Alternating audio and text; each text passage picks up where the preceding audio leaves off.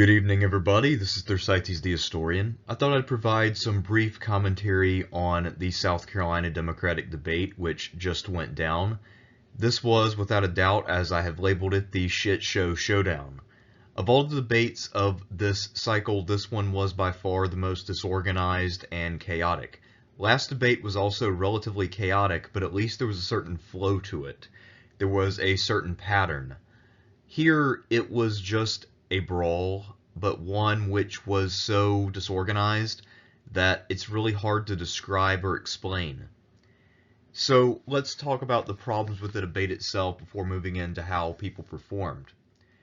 The moderators in this one did a pretty terrible job all the way around. They were insistent upon controlling people's speaking time, so they technically did their jobs, and I didn't detect any extreme kind of bias from the two women running the debate. They didn't try to, say, overly advantage any one candidate at the expense of another.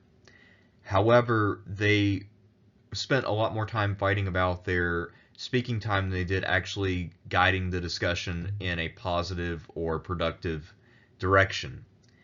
This whole debate was more or less disconnected question followed by a failure to call on somebody relevant to do the follow-up, so this would create a disconnect. So now you'd have two more comments and someone would respond to a comment 2 or 3 comments ago. This created a complete lack of flow, which really just made the whole thing feel disjointed and somewhat disorienting. So there was no sense of drama here at all. And unfortunately, debates don't really work without that present. It's hard for candidates to maintain what they're trying to say and what they want to convey if they have to wait for so long to respond to a direct challenge. One thing I noticed, and I think this was more of a network issue, but it could have also been the moderator screwing up again, is that after the final segment, there was a long, awkward pause, and they said, well, we have one more break, we'll be back. They came back, and instead of doing a final statement or something of that nature, they just had the candidates on the stage and they waved, and that was the end of the debate formally. So this is after a 3 or 4 minute commercial break following the last actual segment. It just goes to show you what kind of a shit show CBS was presiding over. This was utterly incompetent to the point that it was embarrassing, and they should legitimately be ashamed of the showing that they had tonight. This was a terrible demonstration on the part of CBS. I would say they should have the right to host debates taken away from them, but if we were actually holding any of these people to any realistic standard, then all of them would be stripped of this privilege.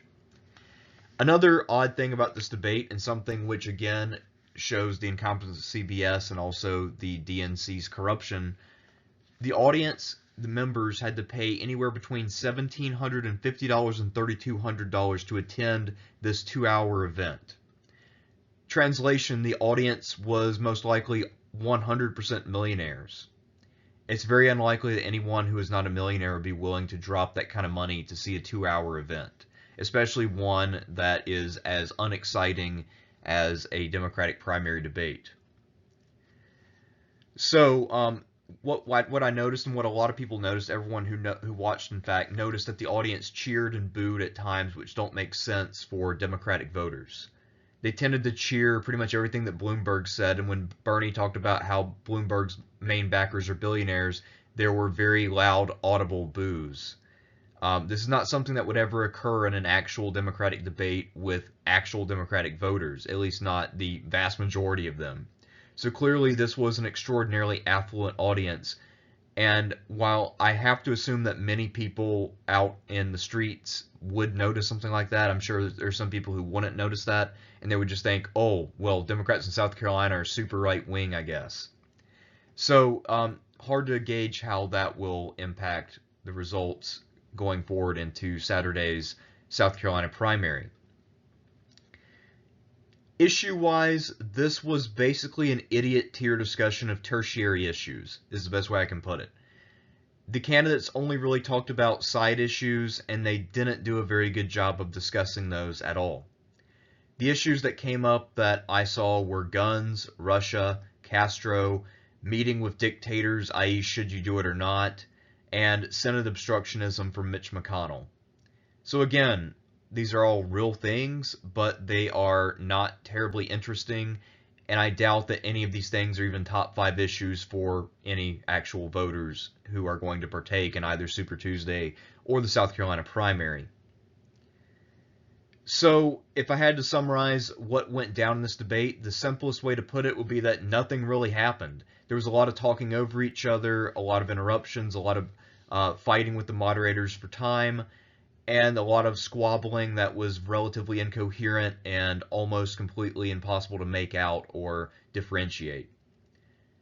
But to give you the long version, because that's what I do, here are some of the highlights such as they are. Probably the most interesting thing anyone said on the debate stage, in my opinion, is when Bloomberg said that he has had presidential aspirations since 9/11.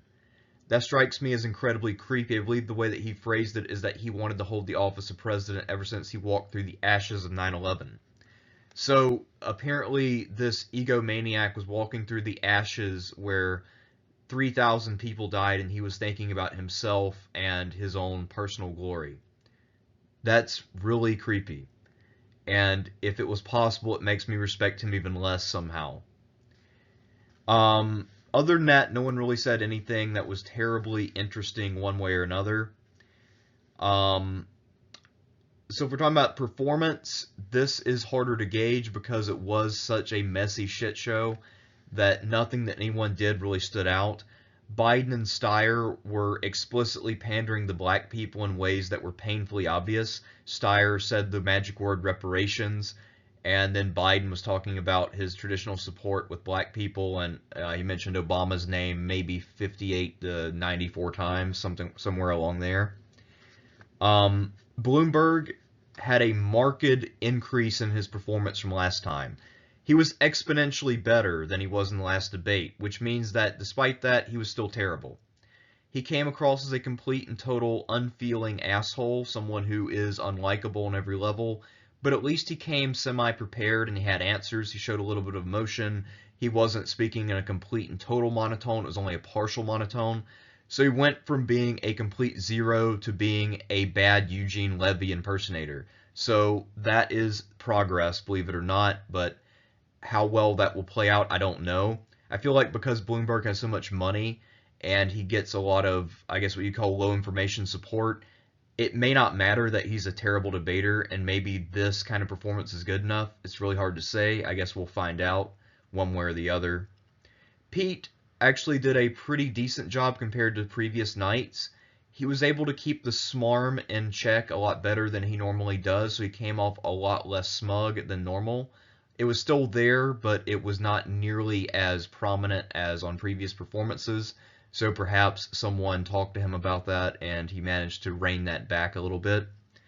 Warren was still on the attack against Mike, and she was still in her attack mode. She did a pretty good job at that, but she didn't really have any standout moments, and the moments that she did have were just repeats of what happened the last week.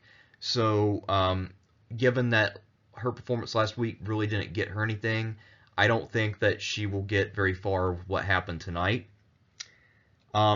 Most of the debate was the rest of the field, not named Elizabeth Warren, attacking Bernie Sanders and trying to hit him over small things such as voting to not prosecute gun manufacturers for gun deaths, and also for saying that Castro had a good literacy program.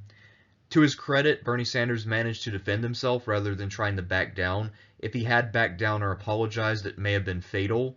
But because he just stood his ground and said, look, I never said Castro was a great guy.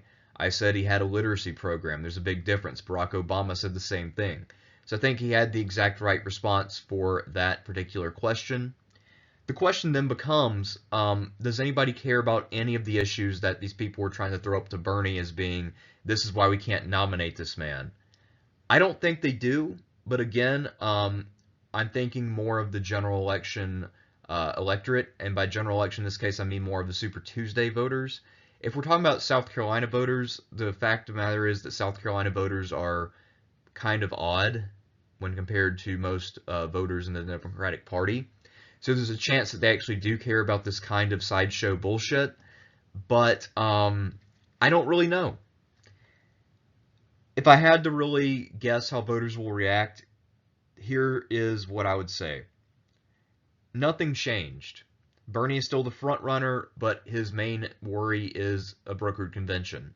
I don't really see anything that happened tonight which changes that fundamental dynamic. He defended himself well, but he wasn't really able to do any offense because he was stuck playing defense. And no one else really advanced themselves in any meaningful way. Now, Bloomberg had a couple things where he looked like a human, and I know that he'll run an ad for that because he ran an ad for his little shitty lines from the Nevada debate. Biden wasn't horrible, so I don't know. I don't know where they go with this. Basically, it was 2 hours of squabbling, and nothing happened. One other thing that was interesting is that the last segment, before that really awkward and unnecessary commercial break at the end, before they came back to wave goodbye, the last segment was, what is a misconception about you, and what are the words that you live by? Tom Steyer had probably the shittiest answer for this. He said that a misconception about him is that his money is what defines him or makes him who he is. The fact is, that's the only reason anyone knows who he is, so it literally is the only thing that makes him who he is. Most of the other answers were similarly asinine or boring, but most of them were not quite as egregious as that. Bernie had the best answer on that issue. He said that he was driven by something that Mandela said, that things are only impossible until you do them, or something along those lines. And then he linked that into his basic pitch that the biggest misconception about him is that he's radical, but everything that he's proposing is actually popular and has precedent. So he linked his two things together. He actually had a prepared line for that in a way, and no one else did. Everybody else was kind of scrambling and they didn't seem prepared for this. Both Pete and Amy quoted the Bible for theirs. Pete was trying to do the left Christian thing, and Amy had some long quote from the KJV, so she was doing 17th century English. And if you do that fast and mumble it, it's literally incomprehensible. If you're going to use a 400-year-old translation, you need to speak slowly and clearly. But because all the candidates were so worried about the time limit, Amy mumbled through her thing. And unless you went to the Bible and looked up what she was talking about, there's no way you were able to understand what she was saying, because she was just mumbling through this, and it was incomprehensible. So I think that by default, Bernie won this debate, but this was a sloppy, messy, nasty debate where almost nothing happened over the course of 2 hours. I don't really recommend looking this one up to watch it. It's not really worth your time. And even watching me talk about this debate for nearly 13 minutes was also probably a waste of your time, in all honesty. Anyway, we'll talk about the next debate. Hopefully it'll be better. I'm Thersites the Historian. Good night.